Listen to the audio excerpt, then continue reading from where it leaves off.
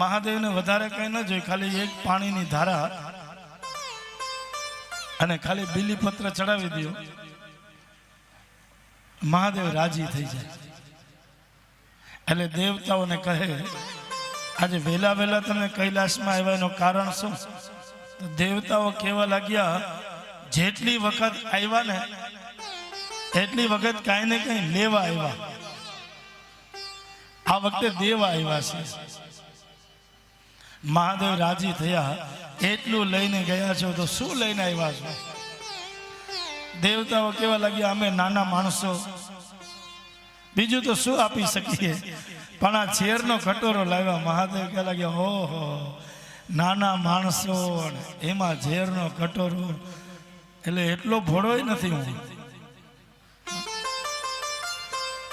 એટલા મને છેતરી જાઉં છું. અને ભોળો માણસ હોય ને છેતરાય બહુ.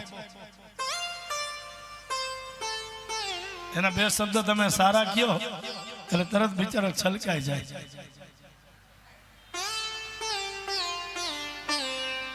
મહાદેવ કહેવા લાગ્યા ઝેર લાવ્યા? તો કે હા.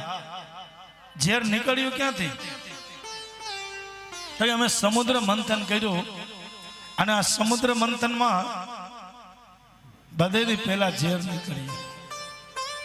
શરૂઆતમાં ઝેર નીકળ્યું. હવે આ ઝેર પીવા કોઈ તૈયાર નથી. મહાદેવ કહેવા લાગ્યા કાંઈ વાંધો નહીં, એક એક ટીપું પી લ્યો, વધે ને એ હું બેઠો છું. દેવતાઓ કહેવા લાગ્યા એક ટીપું ઝેર અમે પીએ તો સીધું હોસ્પિટલ જવું પડશે, અમે ન પચાવી શકીએ છીએ.